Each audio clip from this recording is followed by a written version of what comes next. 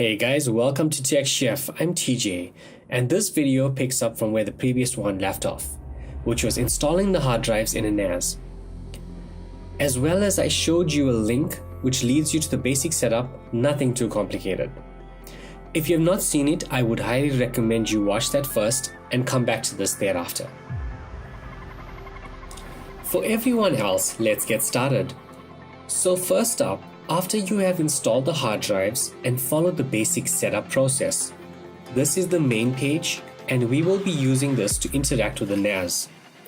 As you can see, I have customized the NAS and called it Tech Chef NAS.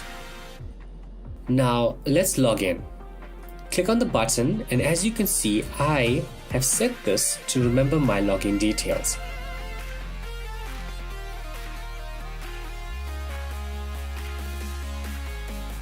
This is my home screen.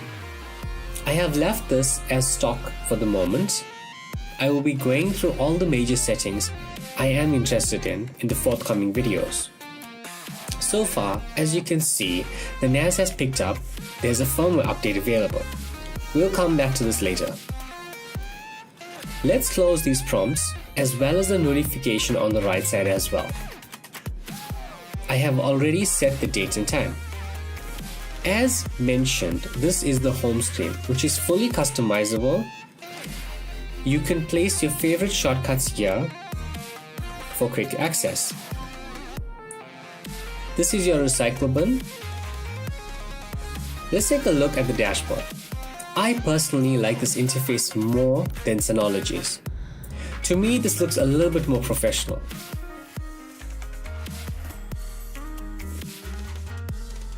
You have your general overview, health of the NAS's uptime, the CPU RAM usage, the temperatures of your system, and fan speed. You also have a view of your LAN 1 and 2 ports. I am currently not using port 2, hence it is blank. I actually have a special video planned for this, so stay tuned. You will also get info on the storage once you set it up. So there you have it guys, that's a quick overview of the dashboard. On to the main part of this video. So after installing the drives and setting up the NAS, I highly recommend you test the drives for any faults. The last thing you want is to create all the shared drives and copy your data across only to find out that one or more are faulty. First, let's open up the control panel. Again, here you have some info on the NAS, another general overview. The section we're looking for is called System. Under here, you can see everything is neatly laid out, which makes finding what you need faster and painless. There's also a search function. Let's give it a try. I'm looking for hard drives.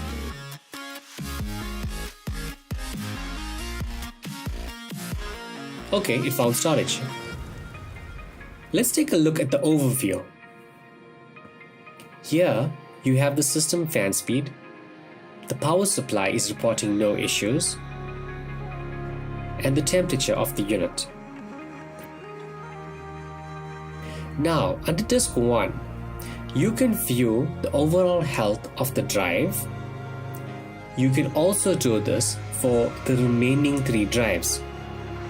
If you scroll down further, you can see how long the drive has been powered on for. Abnormal sector count.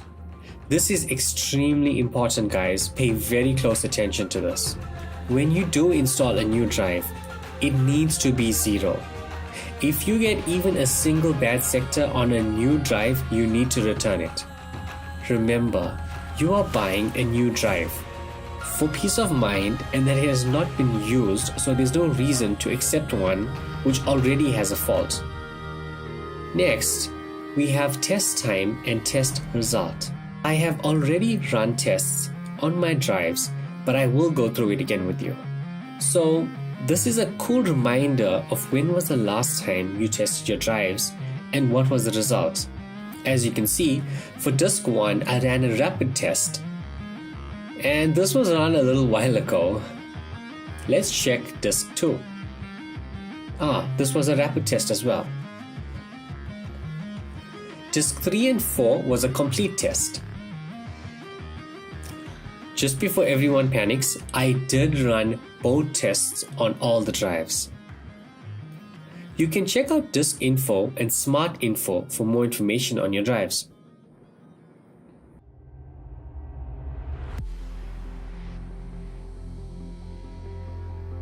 Let's run a test on Disk 2. We will pick a rapid test and click Test, followed by OK. I'm going to leave this to run in real time so you get an idea of how fast this runs. Guys, my impression thus far is a positive one. The NAS is very snappy, menus are very quick to open, it's never felt sluggish. I will keep you posted on any shortcomings I pick up.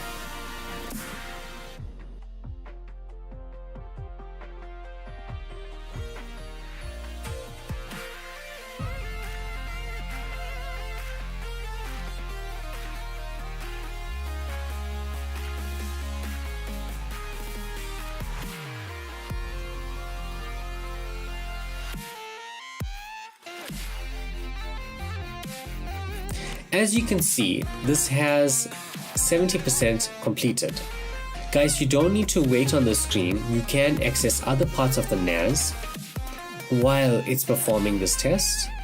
The notifications will also keep you updated on the background tasks. There you go, it's completed with no errors.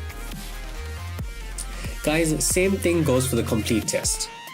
It took around 4 hours long last time when I ran it, so I'm not going to run one now. If you take a look at the settings, you can send alerts to yourself if a drive temp reaches a certain level. You can also schedule a rapid or complete test depending on how frequently you want to run one, daily, weekly, or even monthly. The cool thing about this is you can have individual settings per disk, or you can have it applied across all. Guys, thanks for watching part 2. Hope you enjoyed this video. In part 3, we will be looking at setting up a RAID configuration on the NAS, so stay tuned. Make sure to hit that like and subscribe button so you will be notified when I release new content. Also, let me know in the comments below what is your preferred hard drive manufacturer.